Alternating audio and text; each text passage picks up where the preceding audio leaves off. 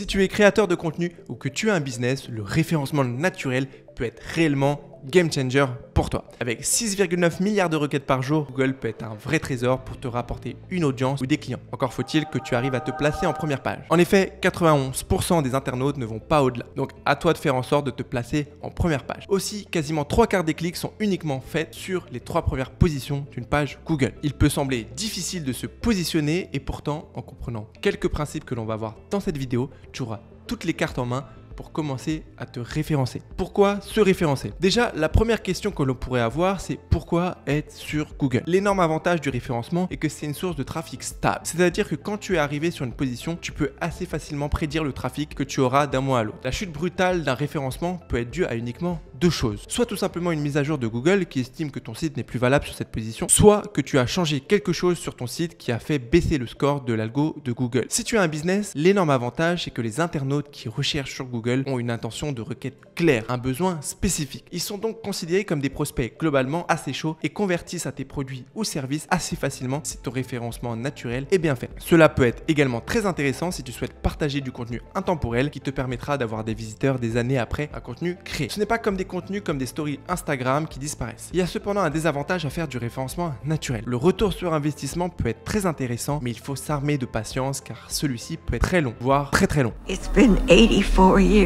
Google met en général plusieurs mois, voire plusieurs années à positionner une requête, surtout si ton site est récent. Il faut donc voir ce canal comme un complément au développement d'un business, sauf si tu es particulièrement patient. Mais alors, comment fonctionne Google? Quand tu mets ton site en ligne, il n'est pas directement référencé. Il faut attendre le passage des robots de Google pour que celui-ci mette en base de données ton site et ses pages. C'est ce qu'on appelle le crawling. Il faut que Google crawl ton site et tes pages. Si ton site est récent, il ne fera que quelques passages au début, et si ton site est vieux avec beaucoup de contenu mis à jour régulièrement, il passera beaucoup plus souvent. Pour savoir si ton site est référencé, tu peux utiliser l'outil Google Search Console, qui est l'outil officiel et te servira aussi à suivre les performances de ton référencement naturel. C'est un outil que j'utilise régulièrement et est totalement gratuit.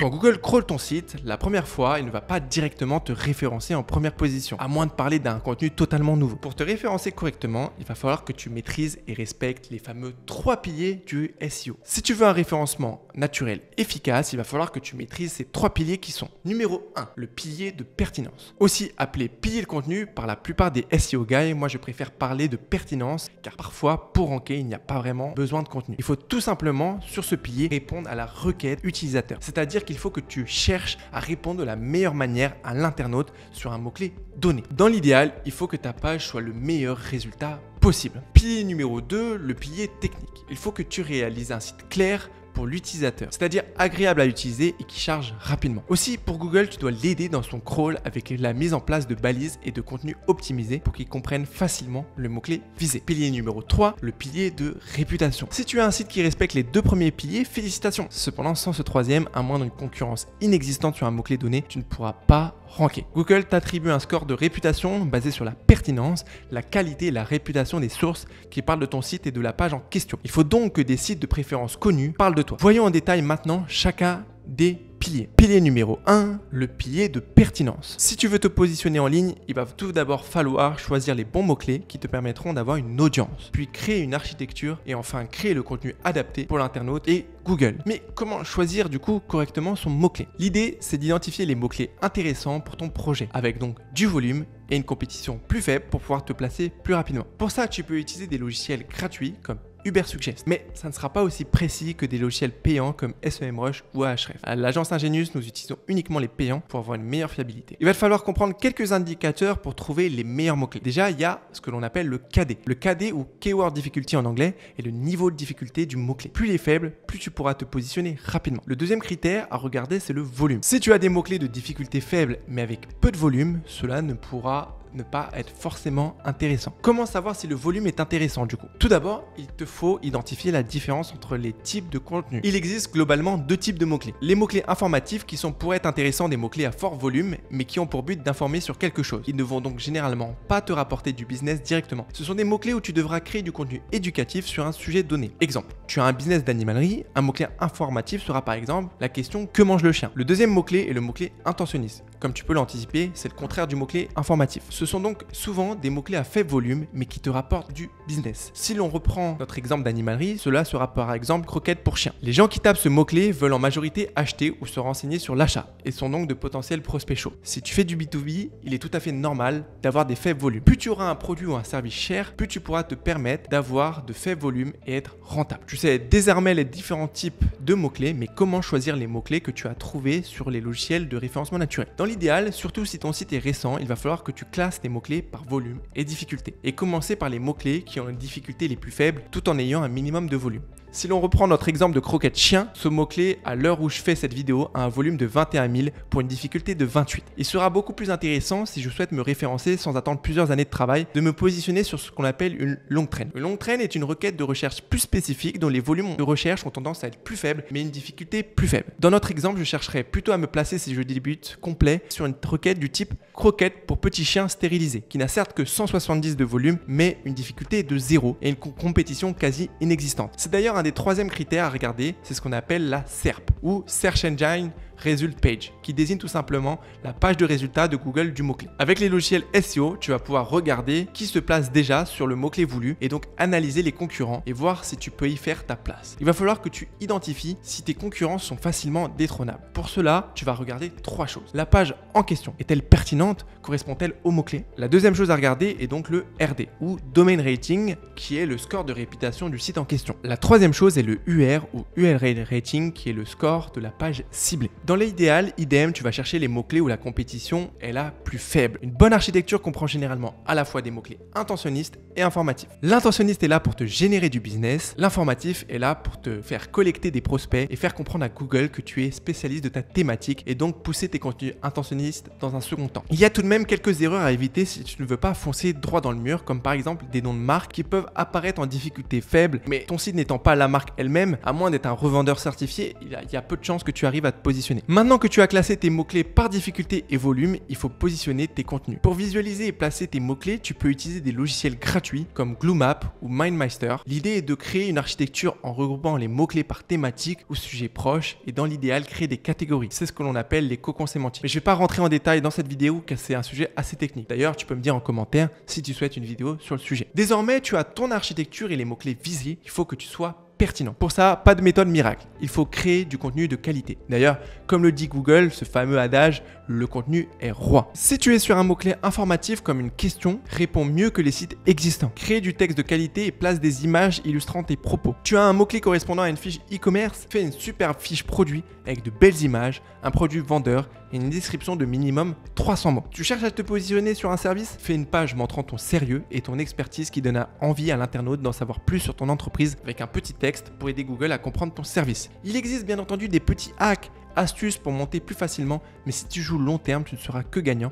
Alors si tu ne dois retenir qu'une seule chose du SEO sur la partie contenu, c'est que tu dois réaliser la page la plus pertinente possible sur le mot-clé donné et fais mieux que tes concurrents. À toi d'ajuster la qualité, la longueur du texte en fonction. Il n'y a pas de texte trop court ou trop long, cela ne dépend que du mot-clé et de tes concurrents. Il faut, quand tu choisis un mot-clé, que tu donnes envie à l'internaute de lire ton contenu. À toi d'imaginer un titre attirant. Pour reprendre notre exemple de croquettes, si tu fais un texte informatif, tu peux choisir ce type de sujet. Top 10 des croquettes pour chiens ou comment choisir correctement ces croquettes pour chiens. Mais évite les titres trop courts ou trop optimisés comme croquettes pour chiens. Un critère important dans la création de contenu est de te spécialiser. Pour Google, si tu parles de pâtisserie et voyage, il ne va pas forcément t'attribuer un bon score et tes contenus vont potentiellement moins marcher. Il faut que tu te niches et que tu fasses comprendre à Google que tu es expert sur un sujet. Il faut donc créer des contenus ayant le même thème si tu souhaites avoir un SEO performant plus facilement. Plus tu seras spécialiste, plus tu pourras obtenir des résultats rapidement et moins tu pourras choisir de mots-clés forcément. À toi donc d'établir ta stratégie en fonction. Avoir un site spécialisé te donne un avantage de pertinence par rapport à un site